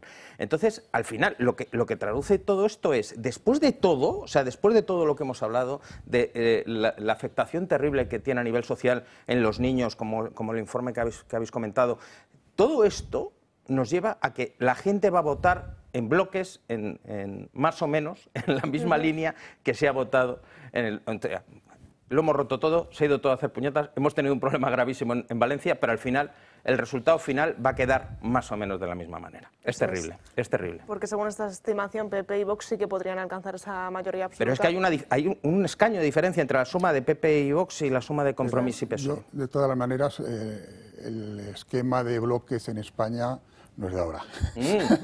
Por lo tanto, no tiene por qué extrañarnos. Otro tema, efectivamente, tenemos una ley D'Hondt, tenemos una ley realmente que favorece ciertas actitudes, pero, por ejemplo, y una de las cosas que siempre he pensado, si hay mucha abstención, ¿por qué en vez de darle una subvención o lo que se da a los partidos cuando ya obtienen unos resultados, en vez de dárselo repartiendo el montante entre los votos que se han obtenido, se reparte entre el montante entre todos los votos posibles? En más o menos en la misma línea que se ha votado lo hemos roto todo, se ha ido todo a hacer puñetas, hemos tenido un problema gravísimo en Valencia, pero al final el resultado final va a quedar más o menos de la misma manera. Es terrible, es terrible. Porque según esta estimación, PP y Vox sí que podrían alcanzar esa mayoría absoluta. Pero es que hay un escaño de diferencia entre la suma de PP y Vox y la suma de Compromís y PSOE. De todas las maneras, el esquema de bloques en España no es de ahora. Por lo tanto, no tiene por qué extrañarnos. Otro tema, efectivamente, tenemos una ley D'Hondt, tenemos una ley realmente que favorece ciertas actitudes, pero, por ejemplo, y una de las cosas que siempre he pensado, si hay mucha abstención, ¿por qué en vez de darle una subvención o lo que se da a los partidos cuando ya obtienen unos resultados, en vez de dárselo repartiendo el montante entre los votos que se han obtenido, se reparte entre el montante entre todos los votos posibles? Y si la abstención es el 40%, nos ahorramos el 40% de lo que le damos a los partidos. Porque si usted no ha conseguido bastantes votos y más. Había muchas cosas que se podían cambiar para no dilapidar nuestro dinero. Pues veremos a ver cómo afecta la DANA, las consecuencias tanto a nivel autonómico como a nivel nacional de celebrarse unas elecciones, si la gente va o no a votar y si castiga, si señala a qué partido político, a qué político. Lo que está claro, yo creo que todos coincidimos en que el estado de emergencia se debería haber declarado desde el primer momento y el presidente del gobierno debería haber cogido las riendas de una situación tan catastrófica como la que se vivió hace un año en Valencia y no por ello, bueno, pues contar, cómo no, con la ayuda de las autonomías autonomías, de las comunidades autónomas, y cooperar todos juntos por intentar paliar una situación tan trágica. Nos vamos a ir a publicidad, pero a la vuelta seguimos aquí en Dando Caña. 1:05 de la tarde, seguimos aquí en Dando Caña y repasamos las noticias porque hoy el Sindicato de Estudiantes ha convocado una huelga estudiantil contra el bullying. Centros escolares, bachillerato, secundaria, bueno, pues salían a la calle para protestar, para buscar una reforma, unas normas que consigan frenar ese bullying. Para hablar de esta problemática, esta lacra social, estamos con el psiquiatra y autor del libro Romper el silencio, Enrique Armengou. ¿Qué tal está? Muy buenas tardes. Muy buenas tardes. No sé si nos puede decir si en sus consultas cada vez se dan más casos de bullying de jóvenes que van buscando ayuda ante una lacra social. Bueno, yo creo que estamos viendo mucho sufrimiento del adolescente, no tan adolescente, también a nivel universitario, de más situaciones en las que la vivencia de acoso genera más conflictos. También con una complicación que tenemos hoy en día, que en otras épocas no sucedía, que es también el ciberbullying, ¿no? Antes el bullying se quedaba reducido al club deportivo o al colegio, pero ahora llegas a casa y sigue habiendo pues esta situación de acoso, con lo cual es mucho más persistente. ¿Cómo debe actuar un joven si detecta que está sufriendo bullying? ¿Qué consejos hay que darle? Bueno, como todo en la vida, lo primero hay que hablar. O sea, el secreto, el dejar el anonimato, el no decir las cosas hace que se cree una bola y que te lleva a la soledad. La soledad te lleva a sentirte diferente, sentirte mal, un poco para no preocupar a tus padres a veces, para no quedar mal con los amigos, para pensar que ya se pasará. Y la experiencia es que cuando se hablan las cosas nunca se complican, siempre se resuelven. Y en el caso de los padres, si detectan que su hijo está sufriendo bullying, ¿cuáles son los pasos que deben tomar? Bueno, yo creo que el primer paso de un padre antes de esto es que el padre tiene que saber su hijo, tenga la edad que tenga, con quién se mueve, con quién se rodea, conocer a los amigos de tus hijos, conocer a la gente con la que está, porque ahí tú ves si tu hijo tiene amigos que vienen a casa o no tienen. Creo que este es el primer momento. Cuando tú llegas aquí en una situación de malestar, que lo que ves es que el chico o la chica pues se aísla, está más raro, más irritable, vive el colegio como preocupación, el fin de semana está muy diferente, el domingo por la noche pues está a veces más inquieto. Bueno, también hay que poder preguntar y yo creo que es importante ir al colegio y preguntar con el colegio, pero porque tanto la casa como el colegio han de ser espacios seguros para el joven y esto lo hemos de conseguir. Hablaba precisamente de esos colegios, de esos centros educativos. ¿Qué papel juegan en toda esta problemática? Bueno, yo creo que el colegio es donde, igual que nosotros en el trabajo, es donde estamos muchas horas al día y es donde nos aprendemos a socializar. Que la socialización, nosotros somos en relación, con lo cual nos socializamos en los colegios y en las actividades extraescolares, en la familia, pero ahí estamos mucho tiempo. El colegio tiene que ser un espacio de seguridad, ¿no? Espacio seguro, ¿no? Cuando éramos pequeños y jugabas al pilla-pilla, es el Salvens, ¿no? El espacio seguro, y lo hemos de conseguir, ¿no? Y teniendo en cuenta que creo que el profesor y el profesorado debe estar muy pendiente de que el colegio ya no es solo un sitio para aprender materias, sino para aprender vida. Y esto es muy importante y hemos de estar ahí muy atentos. Hace 2 semanas conocíamos esa triste noticia de la joven Sandra de 14 años que se suicidaba en Sevilla al no poder hacer frente, al no poder encarar esa situación de bullying que unas compañeras le hacían en el aula. El suicidio también cada vez aumenta más entre la población más joven. ¿Ven como una solución el suicidio ante esta problemática? Bueno, el suicidio a veces el joven lo puede ver como una solución siempre errónea, hemos de repetirlo siempre, es una solución siempre errónea, pero que lo pueden ver como salida, ¿no? Yo en este caso también lo he oído por los medios, aquí también en Cataluña hemos tenido también un caso reciente que se atribuye probablemente un suicidio a una época de acoso. Es un tema complejo en el que hemos de tener atención ya no solo a la persona que ha sufrido bullying y que finalmente pues ha suicidado también, sino al acosador o al entorno social, porque ahí sufre mucha gente. Creo que hemos de estar muy atentos y entender el problema con una visión poliédrica, ¿no? Que tanto el problema es el chaval que sufre bullying y que no lo dice y acaba haciendo una bola que pueda a veces no saber cómo salir de esta bola, y ahí el suicidio pues lo ven como solución, pero también sin darte cuenta, a veces dándote cuenta, hay una situación de bullying en la que igual hay alguien que es más el malote abusador o la malota abusadora en estos casos, pero también hay unos acompañantes, unas comparsas que sin darse cuenta pueden hacer mucho daño. Y la problemática, cuando he tenido que desde mi parte profesional pues ayudar en situaciones de suicidio, pues en un colegio también alrededor hay mucho dolor, lo que llamamos los supervivientes, que es toda la gente que ha estado alrededor de una persona que se suicida, ya sean los padres, los compañeros de clase, y en el caso, si ha habido, por ejemplo, acosadores o situaciones trágicas, estos chicos también hemos de tener en cuenta que lo pueden pasar muy mal y pueden provocarse problemas importantes. Hemos de estar pendientes de todo, y esto es muy importante. ¿El suicidio sigue siendo una palabra tabú, un tema tabú? Bueno, yo creo que el suicidio sigue siendo una tragedia. Creo que hoy en día ya, gracias a Dios, ahora mismo estamos en un medio de comunicación importante hablando. Yo creo que hablar salva vidas.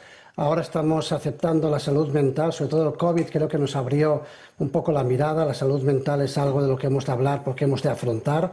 El suicidio es una situación que siempre ha estado en la vida, pero ahora lo estamos viendo en gente joven, que antes lo veíamos menos en gente joven y se tapaba. Creo que ahora hablar, y yo creo que lo que estamos viendo en la última época en la que se está hablando bien. No como otras épocas que hablábamos de la forma, pues este chico se ha suicidado así o así, sino del sufrimiento que hay detrás, y sobre todo con una idea muy importante, que el suicidio, que es la primera causa de muerte externa en los jóvenes en España, es una causa de muerte evitable, con lo cual por eso hay que poner ahí el hincapié y el trabajo. Podemos evitar muchos suicidios con una buena protección, con una buena ayuda social, con una buena sanidad. Pues Enrique Armengou, muchísimas gracias por atendernos, muy sabios los consejos que nos ha dado. Ojalá consigamos entre todos frenar una problemática como es el bullying y hacer que el suicidio no sea un tabú para buscar soluciones. Gracias. Muchísimas gracias.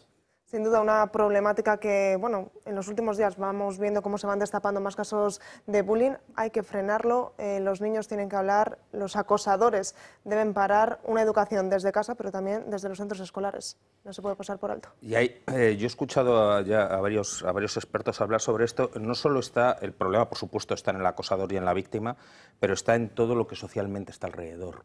Es decir, en ese silencio que muchas veces se impone y en la que nadie levanta la mano. Lo que sí espero es que se depuren todas las responsabilidades con el tema de Sevilla, que se ponen los pelos de punta cuando se escucha lo que ha ocurrido ahí y todo lo que ha pasado alrededor. Sin duda. Vamos a destensarnos un poquito, vamos a hablar de otros temas, no sé si más agradables, pero sí que quizá nos sacan alguna sonrisa, y lo vamos a hacer con Crónicas de Manicomio con mi compañera Marta de Santiago. ¿Qué tal? Muy buenas tardes. Pues buenas tardes, Natalia. Destensamos ambiente, eso sí, pero seguimos en el tema de la educación, las aulas. Como siempre, vaya, pero esta vez nos vamos a una universidad, nos vamos a gente más mayor y nos vamos a la Universidad de León, donde han creado un curso que se llama Pedagogía Antifascista. ¿Quién dirige este nuevo curso? Lo dirige Enrique Javier Díez, que recordemos fue el coordinador del Área Federal de Comunicación de la Izquierda Unida entre febrero de 2012 y 2021. Está claro una cosa, la dimensión política que tiene este título, porque ya solo el nombre nos indica de qué tipo de política estamos hablando, y también el director del grado obviamente manifiesta de qué lado de la política también se encuentra, que recordemos, como he dicho antes, era Izquierda Unida. Un curso que va dirigido a los profesores que ya están ejerciendo, pero también para los futuros profesores. Lo que vamos a ver es quién lo financia, porque os preguntaréis cuánto cuesta todo esto y de dónde sale el dinero. Pues como siempre es dinero público. Lo financian 3 estados, que son fondos Next Generation de la Unión Europea, el Gobierno de España y la Junta de Castilla y León. Un dato importante es cuánto cuesta la matrícula, porque la verdad que nos ha llamado bastante la atención. La matrícula simplemente cuesta 49,50 euros, una cifra bastante simbólica porque, como saben, un curso de estas dimensiones, profesores, aulas, temario, no se puede pagar solo con esto, con lo que es un punto más a favor al argumento de están idealizando. Pero luego, aparte, otra pregunta es, ¿qué se va a dar en este curso? ¿Qué temario vamos a tener? Y se os digo que se divide en 4 temas todo. El primero, introducción al neofascismo. El segundo, penetración del neofascismo en la educación. Si seguimos con el tercer tema, es estrategias pedagógicas antifascistas, y para acabar este maravilloso curso darán propuesta didáctica para implementar la pedagogía antifascista. El objetivo, según la universidad, es intentar combatir este tipo de ideologías y que los profesores estén preparados para rebatir. Eso sí, están adoctrinando, porque fíjense ustedes, solo van a hablar del fascismo, no hablan de otro tipo de totalitarismos como puede ser el nazismo o el comunismo. Entonces, claro, es un tipo de adoctrinamiento. Pero, por ejemplo, Carmen, yo no sé qué pensará usted, ¿sí? Este curso, como le hemos dicho, está financiado con fondos públicos, dinero de nuestros impuestos, como siempre, pero claro, ¿es una formación objetiva o se puede considerar más un proyecto político teniendo en cuenta el tipo de ideología que va a manifestar? Un proyecto político, y nuevamente se derrocha el dinero público. Y lo que hace que en estos momentos muchos ciudadanos españoles no estén contentos con Europa son cosas como esta. No porque no queramos ser europeos, no porque no tuviéramos una enorme alegría cuando entramos en las instituciones europeas, pero lo que estamos viendo es que dinero de Europa, dinero del gobierno español y ya también dinero de la Comunidad de Castilla y León. Y además, cuando se aporta un dinero, se aporta, como estábamos hablando aquí, pues hay que luchar contra las catástrofes, hay que luchar contra los peligros, hay que luchar contra los daños. A mí me gustaría que el primer tema que estos señores traten es dónde están esos peligros del fascismo de los que ellos hablan. Y sin embargo el comunismo, cuando hay acuerdos en Europa que dicen que hay que expulsar el comunismo y que no tienen cabida los países comunistas, aquí tenemos comunistas rampantes haciendo lo que quieren y no pasa nada. Desde luego que las universidades se dediquen a esto, que el dinero público se dedique a esto, el dinero de 3 instituciones. Nuevamente volvemos al mismo, que la gente pues tiene una serie de tristeza. Ya no es que no le guste la política, es tristeza, es desazón, es angustia, porque cada día son noticias de estas. Al final nos tendréis que decir cuánto han recaudado en el curso, cuántos alumnos han ido y cuánto dinero público se ha invertido ahí y qué tipo de profesores lo han cobrado, porque aquí todo es ideología, pero la ideología que a ellos le conviene. Los fondos Next Generation se plantearon para que este país cambiara su modelo productivo y mejorara en muchos aspectos, sí.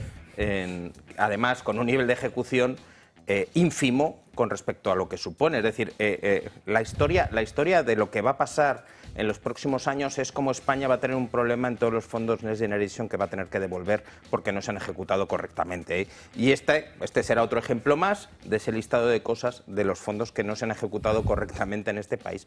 Pues estar adoctrinando desde una universidad pública es una auténtica vergüenza en una dirección o en otra. Entonces, esto efectivamente es de manicomio, pero no tiene ningún sentido que planteamientos sectarios estén en la universidad pública, planteamientos como este, y que además se paguen con dinero público y que no sean montañas de dinero público. Es noticia hace unas semanas el rescate que la Comunidad de Madrid ha tenido que hacer de la Universidad Complutense porque está con un problema económico bastante grave y tiene que ver con ese uso torticero del dinero público en el que no se está primando cuál es el fin último en el que se tiene que gastar. Es decir, hemos perdido el foco absolutamente de cómo el dinero público se tiene que gastar en beneficiar a los ciudadanos y en mantener el Estado de Derecho. Y entonces todo el gasto político que gira alrededor está aquí. Y entonces, bueno, pues que tengamos esto, que tengamos que aguantar estas mamarrachadas, pues habrá que aguantarlas, pero es que no... Esa es la palabra, no tiene otra, mamarrachada. Es que no sé ni por dónde cogerlo. O sea, y como bien has contado, o sea, es que esto sea motivo de que se genere un curso de este tipo. No sé cuántos, deben ser unos créditos ínfimos, porque además es una materia... encima que van a dar 4 créditos solo. Madre. Claro, si es que es ridículo, o sea, si es que es otro chiringuito dentro de la universidad para que un tipo se lucre porque ya no es... ¿Qué se dedicaba a ser? Temas de comunicación Izquierda Unida. Era coordinador del área federal. Bien, pues ese coordinador ya no hay dinero para pagar en Izquierda Unida. Y entonces tiene un amigo en León que le ha colocado allí para que le paguen esto. O sea, es que hay que empezar a hablar en estos términos en este país. Entonces, basta ya. O sea, basta ya de esto. Es que es para ponerse mala leche. No lo olvides y apúntalo. Además, nos tendréis que aportar si hay director o directora de cátedra o hay codirectores y codirectoras de cátedra. ¿Cuántos egipcios hay? A ver, que empezamos a tirar del hilo. ¿Qué título tienen sobre política los que van a dar la clase? La verdad, que me perdonen si son catedráticos, yo honestamente. Como economista me voy a separar de vuestro argumento. Nada, tú y, aparte. Bueno, con decir que tenemos $500 millones más de deuda desde que han llegado estos señores, claro, y estamos gastando como si fuésemos los ricos del barrio, voy a meterme en el tema. El curso es sobre neofascismo. Pues yo pienso que a estos señores, a los que lo dan, no a los que lo reciben, les tendrían que explicar primero lo que es el fascismo, para antes de hablar del neofascismo. Y bueno, tienen que hablar del neofascismo y habría que definirlo, porque es que ahora ser un fascista significa que tú dices lo que yo no quiero que digas. Con ese criterio simplemente, yo soy comunista, de izquierdas, liberal, lo que sea, tú no dices lo mismo que yo, eres un fascista. Podrías decirte que eres un comunista, porque entre comunista y fascismo, en la práctica hay poca diferencia. El Estado sobre el individuo. Bien, pues cuando en ese curso se les explique el neofascismo, habrá que decirles, cuidado, no hagas esto, cuidado que este es un criterio fascista. Pues que tenga mucho cuidado quien lo está dando, porque se les puede volver en contra. Porque si leemos cuáles son los argumentos que determinan un Estado fascista, salvo el tema del militarismo, a lo mejor sale que en España tenemos una tendencia fascista en el gobierno, porque tenemos un líder como el fascismo. Tenemos una política del Estado sobre todo, y tenemos una política en la que lo que tenemos que hacer es lo que se dice el Estado, haya o no haya razón para hacerlo. Y si no lo haces, yo te pongo enfrente todo mi poder para acabar con tu opinión. Sea la prensa, seas el sistema fiscal, seas un individuo que simplemente no está de acuerdo. Eso es fascismo, igual que es comunismo. Que tengan cuidadito que lo están impartiendo porque se les puede volver en contra. Lo grave de todo esto, la gente puede ir a la clase que quiera, puede pensar lo que quiera, pero lo grave es que se utiliza el dinero público, y el dinero público de 3 instituciones, nada menos. Ya sabemos que el dinero público no es de nadie, ¿no? Que aporte financiación, ¿sabes? Porque los fondos es que debe de haber mucho fascista y mucho peligro para el fascismo en Castilla y León, será por eso. El dinero público no es de nadie y eso determina todo. Ya lo dije antes, o sea, qué vergüenza. Como se inventan cátedras, ya hemos visto, claro, si hay cátedras que te enseñan a obtener el dinero de Europa, pues también otras para gastarlo.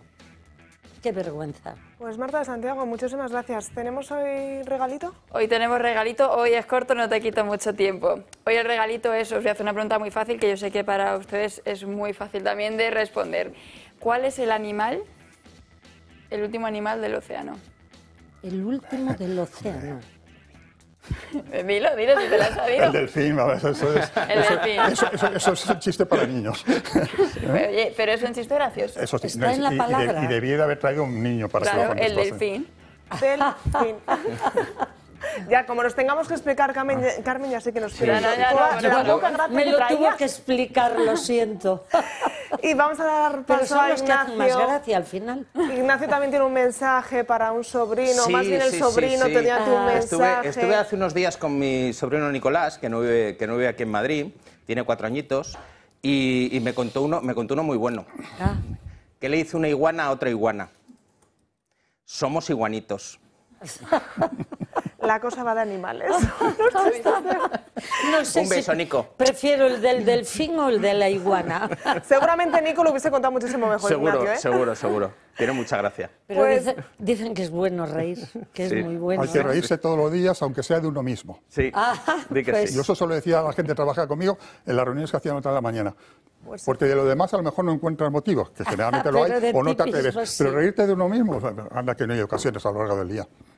Pues aquí siempre tendremos un hueco para reírnos. Marta de Santiago, muchísimas gracias. Te esperamos mañana. Gracias, Natalia. Y nosotros nos vamos a ir ya a la última pausa publicitaria, pero antes recordarle que justo hace un año la Dana arrasó la vida de cientos de familias en Valencia. Hoy muchas de ellas siguen esperando respuestas. Por eso el Toro Televisión viaja hasta Valencia para dar voz a quienes fueron olvidados y denunciar el abandono que aún sufren. Este 28 de octubre, hoy mismo, acompáñenos en un programa especial en directo desde el corazón de la tragedia. Asista como parte del público, forme parte de esta denuncia colectiva y comparta con nosotros una jornada de memoria y verdad. Y al finalizar el programa disfrute de una cena muy especial junto a Julia Ariza, José Javier Esparza y Luis del Pino. Una oportunidad única para encontrarnos, conversar y recordar juntos a quienes lo perdieron absolutamente todo. Reserve su plaza ahora escaneando ese código QR que aparece en pantalla, llamando al 91 616 2464 o escribiendo a clubdeamigos@clubdeamigos.org. Hoy mismo nosotros estaremos en Valencia. La memoria no se puede silenciar. Con la colaboración de la Generalitat Valenciana, así hará. Mantener los niveles de glucosa en sangre dentro de los rangos saludables no solo es vital para las personas con diabetes, sino también para la población en general. Un control adecuado del azúcar en sangre ayuda a prevenir complicaciones como enfermedades cardiovasculares, daño renal, pérdida de visión y problemas neurológicos. Cuando los niveles de glucosa son demasiado altos durante periodos prolongados, pueden dañar vasos sanguíneos y órganos vitales. Por otro lado, niveles demasiado bajos pueden provocar mareos, confusiones e incluso pérdida de conocimiento. Por ello, monitorear regularmente la glucosa, llevar una dieta equilibrada, hacer ejercicio y seguir las indicaciones médicas son prácticas fundamentales para preservar la salud. Gracias a los glucómetros sin pinchazo de Protege tu Vida, tenerlos a raya es mucho más fácil y cómodo. Adolfo Albistur es promotor del proyecto Protege tu Vida. ¿Qué tal? Muy buenas tardes. Muy buenas tardes, Natalia. Pues muy bien, aquí con nuestro glucómetro, pues explicando cositas que hay veces que la gente no sabe, ¿no? Mira, cuando nosotros nos hacemos una analítica y nos dan un valor que se llama la glicosada, ¿no? la analítica glicosada o glicada también, que es una media de glucosa que hemos tenido durante los últimos 2-3 meses aproximadamente. Bueno, esa puede estar bien, mal o regular, ¿no? Si está mal, evidentemente, es porque hemos estado con unos niveles altos durante tiempo. Pero también puede ser que nos engañe, porque es una media, entonces puede ser que tengamos alta, baja, y eso da una media adecuada, pero no es que nuestra sangre haya estado en una media adecuada. Por eso, el medírnoslo diariamente o cada ciertos días, si no somos diabéticos, pues es muy conveniente para saber exactamente cómo estamos. El glucómetro sin pinchazos, este que tenemos, el de Protege tu Vida, que es tan solo colocar el dedo y darle a un botón, lo que hace, ¿cómo lo mide esto? Bueno, esto es mucha tecnología, lo mide a través de lo que se llama cromatografía, que significa que mide por debajo de la uña el color que tenemos de la sangre y eso está hecho de tal manera que está calibrado para que nos dé la glucosa que tenemos. Es decir, no hay que pincharse, normalmente hay un glucómetro que te saca sangre, con esa sangre la pones en una tirita que está en un glucómetro y ahí te da la medida. Aquí no, aquí esa cromatografía es la que te da a través del color debajo de la uña de la sangre, cómo estamos, ¿no? Esto es mucha tecnología, mucha ciencia, ingenieros, en este caso se hizo en Sevilla, 6.000 pacientes en un hospital que hicieron sus pruebas para que realmente ahora, cada vez que nos ponemos el glucómetro y damos al botón y miramos nuestro móvil, en 3 segundos sabemos qué glucosa tenemos, sobre todo para tomar las medidas adecuadas. Si estamos altos, pues a lo mejor hay que dar un paseíto, hay que hacer algo de ejercicio, incluso tomar una medicación si nos lo manda el médico, y si estamos bajos, pues se trata de tomar algo para que realmente reavive. Porque lo importante para que no tengamos esos problemas que tú has comentado, Natalia, es que tengamos los niveles de azúcar en rango, es decir, los adecuados y siempre así, que no vaya oscilando. Importante recalcar, lo comentabas, que está respaldado por ese equipo de biotecnología de la Escuela Superior de Ingenieros de la Universidad de Sevilla, el mejor respaldo. Sí, es que fíjate, Natalia, ahora, desde que estamos aquí anunciando esto, pues es que salen glucómetros por todos los lados, te metes en internet y te salen 18.000, no son ciertos, es un timo, de veras, porque muchas personas lo adquieren y luego lo que mide es el oxígeno en sangre, no es la glucosa. La glucosa es un aparato mucho más tecnológico, solamente existe esto, además tenemos la suerte que ha sido en España, con lo cual aprovechémonos de él y no compréis otra cosa, porque de veras que os vais a encontrar con algo que no os va a medir la glucosa, así que... ¿Y dónde podemos adquirirlo? ¿Cómo podemos hacernos con él? Bueno, pues llamarnos y preguntarnos todo lo que queráis conveniente. Ahí tenéis un teléfono, ese 900 730 101. por ser espectador y lector de televisión, de Dando Caña, vais a tener un gran descuento. Además, os regalaremos el libro Historia de nuestros médicos. Así que os animo a que llaméis, controlemos nuestra glucosa, que si la tenemos controlada no pasa nada, pero si no la tenemos controlada da muchísimos problemas y graves. Fácil y sin pinchazos, todo ventajas. Adolfo, muchísimas gracias, como siempre. Gracias a ti, Natalia. Nosotros abrimos página política nacional porque ayer la presidenta de Extremadura, María Guardiola, convocaba elecciones. Será el próximo 21 de diciembre, a escasos días de las Navidades, y la campaña electoral comenzará el 5 de diciembre. Así era el anuncio. En el mejor momento económico y social de nuestra región se elige el freno, el bloqueo, y prolongar este bloqueo solamente beneficia a aquellos que exclusivamente piensan en encuestas y no piensan en personas. Hemos tendido la mano en todo momento para evitar unas elecciones y hemos llegado hasta el final. Les comunico que acabo de firmar el decreto de convocatoria de elecciones a la Asamblea de Extremadura para el próximo domingo 21 de diciembre del 2025.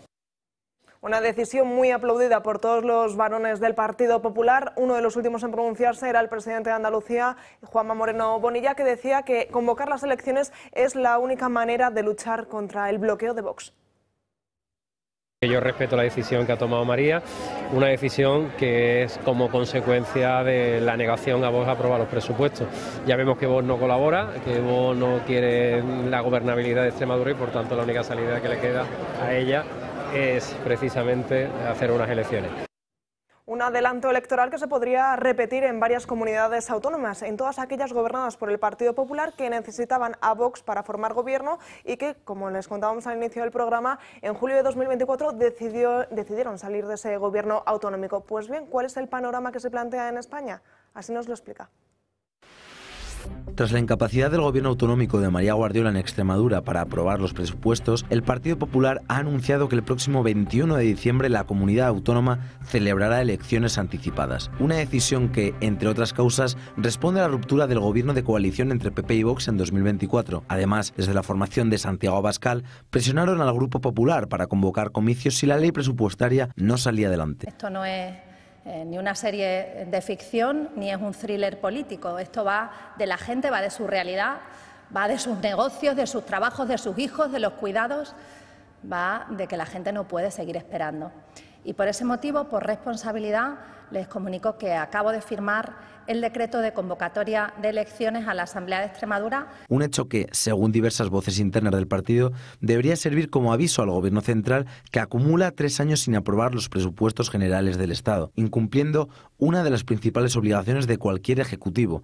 Desde la Dirección Nacional del Partido Popular han avalado la decisión de Guardiola de adelantar las elecciones.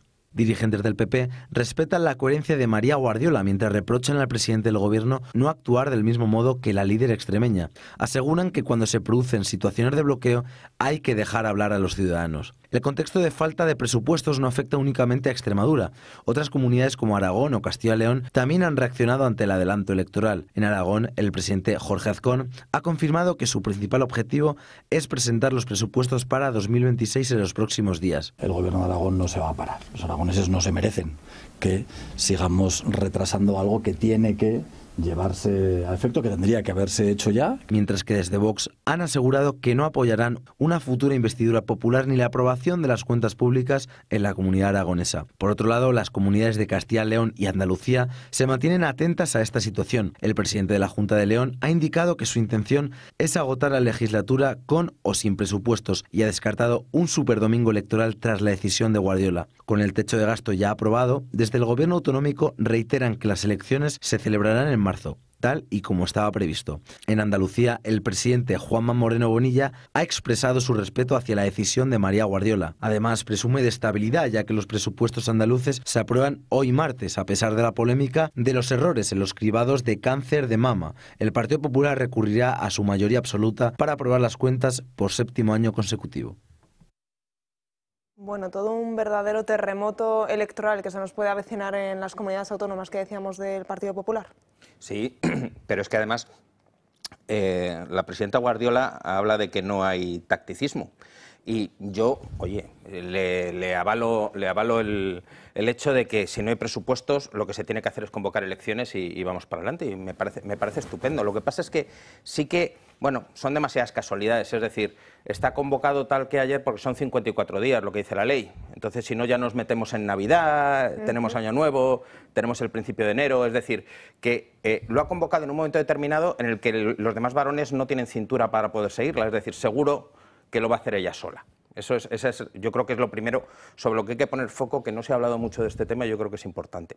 Y luego después, dependiendo de lo que ocurra en este experimento con gaseosa de Extremadura, vamos a ver, como tú bien decías, cómo se va desenvolviendo y cómo van cayendo los naipes de todos los demás, porque en Aragón vamos a ver qué ocurre, porque en Aragón sí que tienen una oposición frontal y parece que no va a haber, en Castilla y León puede ser que sí, puede ser que no. Ya están anunciadas en Castilla y León, lo que pasa es que no se sabe si el motivo es por esa falta de presupuestos. Dijo el presidente que serían en marzo. Sí, el 15 de marzo. pero todavía no están firmadas, entonces todo ya veremos qué ocurre. En Murcia parece que hay acuerdo. En Murcia parece que hay acuerdo, en Baleares parece que hay acuerdo, parece, pero también va a depender mucho de lo que vaya ocurriendo y cómo se vaya desenvolviendo esta parte de la que, repito, creo que no hay tacticismo político de base, pero que al final, oye, hechos son amores y no buenas razones, que está ocurriendo hoy. Si lo hay, es cierto que no se debe de estar sin presupuesto. Carmen, estamos teniendo un problema con tu micrófono. Vamos a dar la palabra a Miguel Ángel y te recuperamos ahora mismo. Yo voy a un paso más allá. Acabamos una legislatura porque no ha habido un acuerdo en lograr aprobar unos presupuestos. ¿Y después de las elecciones qué? Porque si no se gana por mayoría absoluta, la situación no solamente no es la misma. Ya es una situación que se repite después de unas elecciones. La fuerza de voz sería mayor. La fuerza de voz sería mayor porque ya, si no, obligaría a unas nuevas elecciones que ya son responsabilidad del gobierno de la comunidad autónoma. Eso se lo tenían que hacer pensar los gobiernos y las oposiciones. Entramos en una dinámica pues explosiva, pero no solamente explosiva por el número de explosiones que va a haber, porque va a haber muchas comunidades autónomas, etc. Una explosiva porque estamos juntando todos los explosivos en un mismo problema. No conseguimos mayorías y no estamos dispuestos a lograrlas. Ese es el problema. Claro, es que hay que ceder ante vos, ¿no? Hay que negociar con vos. Y habrá que ceder, en toda negociación hay que ceder.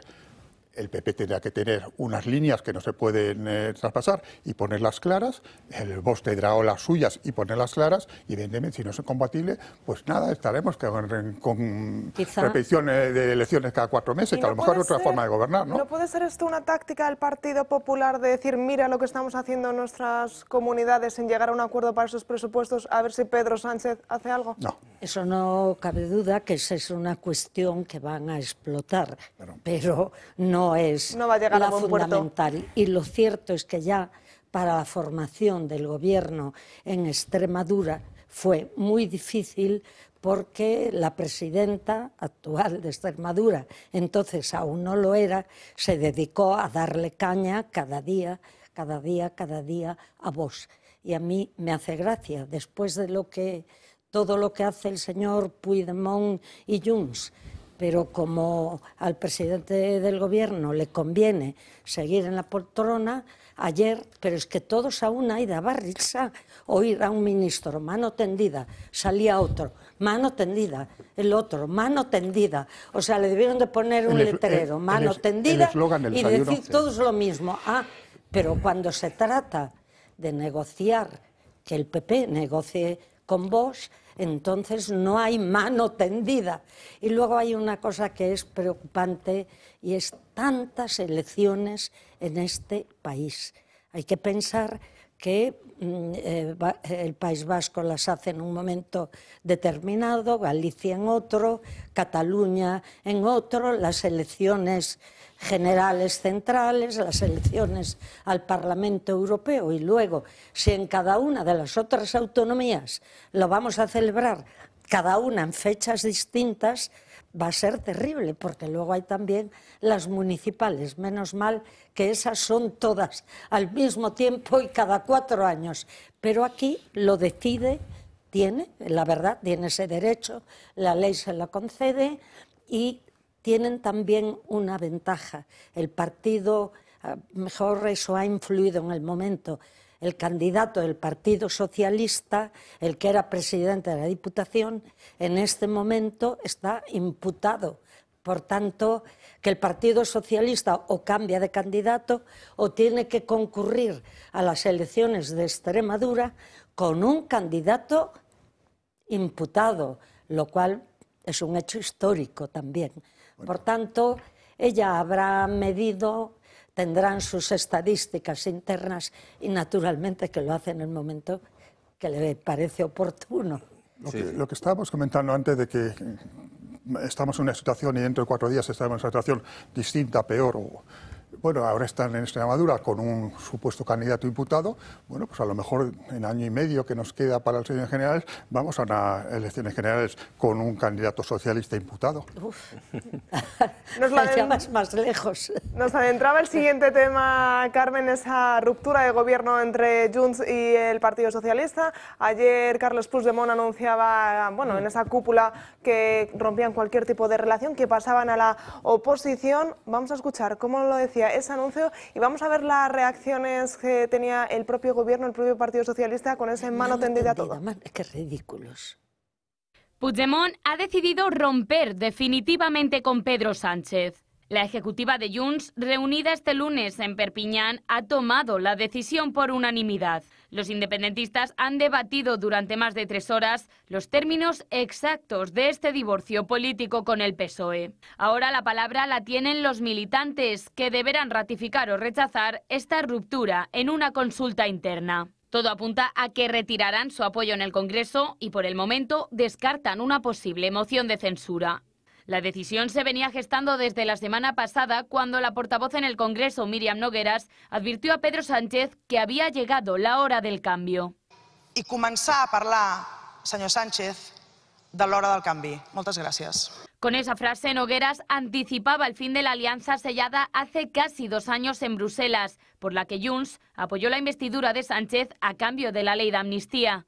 Y el anuncio no es casual. Junts oficializará su ruptura justo en el 8º aniversario de la Declaración Unilateral de Independencia de Cataluña, una fecha muy simbólica para el independentismo y para el propio Puigdemont. Desde el partido aseguran que mantener el pacto con el PSOE es ya insostenible. El principal asunto pendiente es la oficialidad del catalán en la Unión Europea, aunque también está la aplicación de la amnistía a Puigdemont, así como la delegación de las competencias de inmigración a Cataluña. Y hay otro factor de peso, las encuestas. Los sondeos sitúan a la formación de Sílvia Orriols, Alianza Catalana, a tan solo 2 diputados de Junts, un dato que preocupa al partido y que ha acelerado la decisión. Desde Sumar y Podemos restan crédito a la ruptura de Junts. Mano tendida para seguir dialogando y plena voluntad por nuestra parte de seguir colaborando. Junts en ningún caso va a tumbar a este gobierno. En las filas socialistas intentan aparentar tranquilidad. Hay diálogo, hay mano tendida, hay negociación. Bueno, estamos tranquilos, este es un gobierno que cumple sus compromisos. Aunque reconocen que cada vez se hace más difícil terminar la legislatura. La realidad es que desde el minuto 1 esta legislatura es un laberinto sin salida, pero no solo para el gobierno, lo es para todos los que apoyaron la investidura. Celebrará esta tarde un Consejo Nacional que tendrá lugar a las 7:30 de la tarde, mediante el cual se convocará formalmente una consulta a la militancia. Los afiliados al partido podrán votar desde mañana miércoles a las 10 de la mañana hasta el jueves a las 6 de la tarde y, salvo cualquier resultado inesperado, esto supondrá el fin del apoyo parlamentario a Pedro Sánchez, al presidente del Gobierno. Pero, ¿ahora qué? ¿En qué se traduce esto? Porque está muy bien, queda muy bien esta ruptura, parece ser más un golpe sobre la mesa ante la situación que están viviendo en Cataluña, ese desasosiego de los catalanes, pero han dicho moción de censura. Pedro Sánchez de momento no se plantea. Hombre, es cierto que es muy poco creíble Jordi Pujol, y que es como aquello del cuento que viene el lobo, y cuando el lobo viene de verdad, pues ya no te lo crees. Y entonces nadie cree en lo que puede hacer. Pero tiene una realidad terrible, es que él no ha podido volver a España, por tanto la amnistía no le ha servido, lo del catalán en Europa no lo han conseguido, porque esa estratagema de Sánchez de que Alemania apoyaría, Alemania ya ha dicho que no, por tanto, pero lo peor es la situación interna dentro de Cataluña. Alianza Catalana está restando muchísimos votos a Convergencia y Unió. Y en esta ocasión son los propios alcaldes de Convergencia y Unió los que han dicho, por este camino nosotros vamos a desaparecer. Y esto nos lleva a ver que tampoco se puede mover todo desde el Parlamento Central, o porque tenemos que ayudar al presidente del Gobierno, porque luego, al final, a los partidos, ¿de dónde le vienen los votos? Los votos vienen de toda España, vienen de todas las comunidades autónomas, vienen de todos los ayuntamientos, y parece ser que por primera vez han hablado. Ahora dicen que también le dan voz a los militantes, pero hasta ahora hay muchísimos gentes de Convergencia y Unió que están ya disgustadas y descontentas de que se las mande siempre desde Bruselas y al final desde Bélgica, donde está pues el huido. Y luego yo querría decir una cosa que me preocupó enseguida, pues por el ansia que hay de que no podemos seguir con este presidente de gobierno. Muchas gentes con buena voluntad decían, no, la moción de censura. Oiga, pero que usted haga una moción de censura con alguien que es un delincuente, con alguien que ha querido romper el Estado, que usted ha estado continuamente, ustedes, criticando a Sánchez por ese pacto, que van a ser ustedes iguales, pactar. Por tanto, que haga lo que tiene que hacer. El presidente del Gobierno lo tiene mucho más difícil, diga lo que diga. No estoy de acuerdo con algún comentarista político que dijo que todo quedaba igual en el fondo y en la forma. No es cierto, ni en el fondo ni en la forma. Y por tanto tendrán que pelear mucho más, y si nos sacan las leyes terribles que pretenden sacar adelante, pues mejor para todos. Pero hacer pactos contra natura, yo jamás lo apoyaría. Ignacio. Yo creo, o sea, esto al final cambia, evidentemente cambia el statu quo, cambia la situación, porque tú tienes un partido que está dentro de tu bloque, que vota a favor, se supone que pactando cada una de las leyes con las que tú estás, y ya está fuera. Aquí la carga de la prueba estaría en el señor presidente. El señor presidente ya no tiene esa mayoría que le invistió y por lo tanto debería disolver las cámaras y convocar elecciones. Pero esto es partiendo de la base de que tenemos un administrador que trabaja en el beneficio del país y no en el beneficio propio. No deja de ser otra mascarada esto de Junts, sí. Es decir, hacer ruido, intentar llamar la atención, intentar que Alianza Catalana y la alcaldesa Ripoll no le coma toda la tostada por la derecha, pero al final, vamos a ver, Junts no deja de ser los rescoldos de aquella convergencia, que ya no unió, ya solo convergencia, y que está trabajando, bueno, pues por mantenerse como un entramado que tampoco tiene el sentido que tenía en su momento, y ya sus bases son completamente diferentes. Entonces, cuando tú lo que tienes es ya un partido completamente en descomposición, con un líder en el extranjero imputado y con una serie de situaciones como las que se están viviendo en Cataluña, pues al final todo este ruido mediático lo que hace es que le da una presencia que ya no tiene socialmente. Y sí la tiene Alianza Catalana. Y Alianza Catalana le va a comer los cuadros, se va a quedar con ellos, en el momento que haya elecciones van a ir por ahí y terminará desapareciendo si no hace pues mascaradas de este tipo. Entonces, al final, cuando tú tienes un animal herido que está en sus estertores, pues cualquier cosa puede pasar. Moción de censura, situaciones de todo tipo, ahora que le van a interrogar a Sánchez en el Senado cuando vaya Sánchez. O sea, hay una serie de cosas que van a pasar que no dejan de ser intentar estar en la picota, porque Illa, no nos olvidemos que Illa es el que está capitalizando todas las cosas que Esquerra y que Junts le están sacando en el Congreso de los Diputados, las cosas que le pueden sacar a Sánchez y las está capitalizando ella. Entonces la única manera que tienen es generar mascaradas, hacer ruido, montar cosas de este tipo, pero que no va a dejar de ser los estertores de un tipo que ya está fuera de la política y que ya está amortizado. Además, un Junts que ya ha anunciado que sí que participará en ese interrogatorio en el Senado a Pedro Sánchez, igual que, por ejemplo, el PNV ha dicho que no quiere participar en ese interrogatorio, aunque sí que pone en tela de juicio que esta legislatura vaya a acabar o no. El PNV, cuando las barbas de tu vecino veas afeitar, con las tuyas a remojar porque le va a ir bien. Un detalle pequeñito y no te interrumpo. Parece ser que el entorno de la familia Pujol tampoco están de acuerdo con las actuaciones y a dónde ha llevado a ese partido Puigdemont. El análisis político está hecho, lo habéis hecho perfectamente.